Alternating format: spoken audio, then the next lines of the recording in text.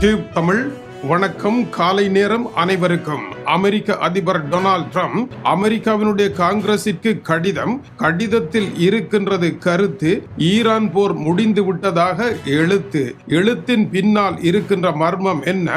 அதிகாலை நேரம் உடைகின்ற செய்தி. ஈரான் மீதான தரைவழி போரொன்றை நடத்துவதற்கு டொனால்ட் ட்ரம்ப் திட்டம். அதற்காக அவர் போட்டிருக்கின்ற வியூகத்தினால் அமெரிக்க அரசியல் அதிகாரத்தில் காலை நேரம் போட்டி. காங்கிரஸ் பெரிதா, அதிபர் பெரிதா, பூவா தலையா வானில் சுழலும் நேரம். ஈரான் மீதான தரைவழி தாக்குதலை நடத்தி இந்த போரில் வெற்றி என்பது உண்மைதான். ஆனால் முழுமையான வெற்றி என்பது கிடைக்கவில்லை. மேலும் திருப்தி வேண்டியதாக இருக்கின்றது என்று டொனால்ட் ட்ரம்ப் சற்று முன் பதிவிட்டிருக்கின்றார். ஐயா, ஒருபுறம் போர் முடிந்தது என்று அமெரிக்க காங்கிரசிற்கு கடிதம் எழுதுகின்றீர்களே, மறுபுறம் தரைப்போரை நடத்துவதற்கு துடிக்கின்றீர்களே, போரா சமாதானமா? உங்கள் முடிவென்ன என்ற கேள்விக்கு பதில் தர மாட்டேன் என்று கூறியிருக்கின்றார். காரணம் என்ன? இதில் முக்கியமான காரணம், அமெரிக்காவினுடைய 1973 ஆண்டு எழுதப்பட்ட வார் பவர் ரெசல்யூஷன் என்கின்ற ஒரு சட்டம். அந்த சட்டத்தின் பிரகாரம் அமெரிக்காவினுடைய காங்கிரசின் அனுமதியை பெறாமல் ஓர் அதிபர் போர்க்களத்திற்கு அமெரிக்க படைகளை நடத்தி செல்வாராக இருந்தால் அவர் அந்த படையெடுப்பிற்கான காலம் 60 தினங்கள் தான் ஆக கூடுதலான காலம் ஆகும். இப்பொழுது 63 நாட்கள் ஆகிவிட்டன. இஸ்ரேலிய பிரதமர் பெஞ்சமின் நெட்டன்யாகுவினுடைய பேச்சை கேட்டு 6 நாளில் இந்த போரை முடிக்கலாம் என்று புறப்பட்டு 60 நாட்களிலும் முடிக்க முடியாத நிலையில் வேறு வழியற்று கடிதம் ஒன்றை எழுதியிருக்கின்றார். போர் முடிவடைந்து விட்டதாக. ஆனால் உண்மையில் போர் முடிவடைந்து விட்டதா? அமெரிக்க படைகள் தளம் திரும்பி விட்டனவா? இல்லை. இருந்தாலும் ஏப்ரல் மாதம் 7ஆம் தேதியில் இருந்து நேரடி மோதல்கள் இடம்பெறாத காரணத்தினால் தான் வெற்றி பெற்றிருக்கின்றேன் என்று அவர் குறிப்பிட்டிருக்கின்றார். அவருடைய நோக்கம் என்ன?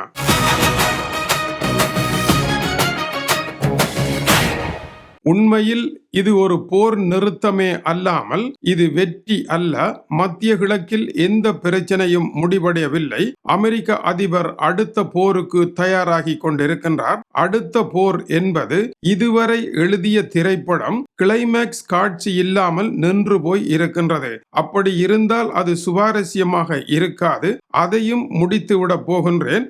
அதற்கான அனுமதியை தாருங்கள் என்று அமெரிக்க காங்கிரசிற்கு நெருக்குவாரத்தை கொடுப்பதற்கே அவர் இந்த கடிதத்தை அனுப்பியிருப்பதாக கூறப்படுகின்றது. இந்த கடிதத்தை பார்த்த பின்னர் அடுத்தபடியாக காங்கிரஸ் என்ன செய்ய போகின்றது என்பதுதான் இப்போது இருக்கின்ற அரசியல் அமைப்பு சவாலாக இருக்கின்றது. காங்கிரஸ் அனுமதியை கொடுத்து விடுமாக இருந்தால் அமெரிக்க அதிபர் தரைப்படையை இறக்கி விடுவார். தரைப்படையை இறக்குவாராக இருந்தால் அவருக்கு வெற்றி கிடைத்து விடுமா என்றால் வெற்றி கிடைப்பதற்கான வாய்ப்பு இல்லை.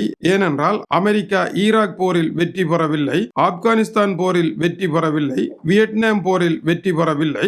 ஈரான் போரில் மட்டும் வெற்றி பெறுமா என்ற சந்தேகங்கள் இருக்கத்தான் செய்கின்றன. யுத்த நிறுத்தம் என்ற இந்த கடிதத்திற்கு ஈரான் என்ன செய்ய போகின்றது? இதுதான் சந்தர்ப்பம் என்று அமெரிக்க அதிபரினுடைய தரை தாக்குதலை தடுப்பதற்கான அத்தனை முயற்சியிலும் ஈரான் ஈடுபடுமே அல்லாமல் அமெரிக்க அதிபர் ஈரானுடைய தரையில் தன்னுடைய படையை இறக்க மாட்டார் என்று நினைத்து ஒரு வியூகத்தை ஒரு காலமும் ஈரான் வகுக்காது என்பதும், அவர் அந்த இடத்திற்கு வருவார் என்பதும், அவருடைய நிகழ்ச்சி திட்டம் அதுதான் என்பதையும் நினைத்து அதற்கு ஏற்ப ஈரான் தயாராகி கொண்டிருக்கின்றது. இதுதான் கள நிலவரமாக இருக்கின்றது. காலை இதுவரை நடைபெற்ற போரில் அமெரிக்க அதிபர் வெற்றி என்று கூறினாலும் பூமாலை அவருடைய கழுத்தில் விழுந்திருக்கின்றது. ஆனால் பூக்களை காணவில்லை.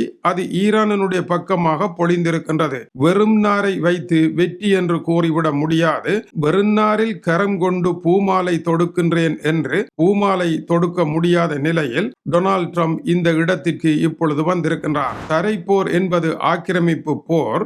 அந்த போரை விரைவாக முடிக்க முடியாத பொறிக்கிடங்காக அது இருக்கின்றது. இப்படியான ஒரு நிலையில் ஈரானை மிரட்டி வழிக்கு கொண்டு வர அவரால் முடியுமா? நேற்று வெளியான செய்திகளில் மத்திய கிழக்கில் சவுதியில் இருந்து கட்டார், அரபு எமிரேட்ஸ், குவைத் ஆகியவற்றை தனியாக பிரித்து மத்திய கிழக்கில் ஒரு புதிய அணியை ஏற்படுத்தியது இதுவரையான அவருடைய செயற்பாடாக இருக்கின்றது. இந்த நாடுகளுக்கு 8.7 பில்லியன் டாலர்களில் ஆயுதங்களை அனுப்புவதற்கு அவர் முயற்சி எடுத்திருக்கின்றார். இந்த முயற்சியானது அடுத்த போருக்கான ஆரம்ப நடவடிக்கை தான். ஆனால் அமெரிக்காவில் 61% இந்த போர் தவறு என்று கருதுகின்றார்கள். வியட்நாம் போரை ஆரம்பித்த பொழுது 60% அது தவறான போர் என்று கருதுவதற்கு 7 வருடங்கள் எடுத்தது. அதுபோல ஈராக் போர் தவறான ஒரு போர் என்று அவர்கள் முடிவு செய்ய 3 வருடங்கள் எடுத்தது.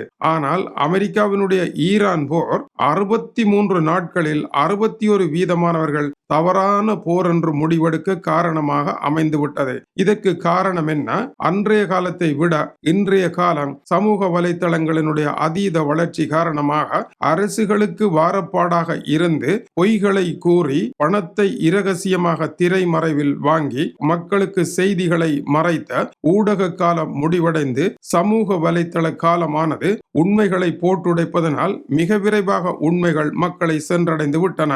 எனவே வியட்நாம் போரினுடைய 7 ஆண்டுகளை இன்றைய போர் 63 நாட்களில் அனைத்து உலகத்தையும் எட்டி தொட்டுவிட்டது. இதுவும் சமூக வலைத்தளத்தின் வளர்ச்சிதான். தொடர்ந்து இணைந்திருங்கள். ஈரானுக்குள் அமெரிக்கா செல்ல வேண்டியது அவசியம்தான். அது அவர்களுடைய நிகழ்ச்சி திட்டம்தான். அதற்கு அமைவான அடுத்தடுத்த பரபரப்பான தீ கங்குகளான செய்திகள் நடந்து முடிந்துவிட்டன. அடுத்த செய்தியில் வருகின்றது, காத்திருங்கள். இது டியூப் தமிழனுடைய உலக செய்திகளுக்காக டென்மார்க்கில் இருந்து கீசே துறை. வணக்கம் உறவுகளே.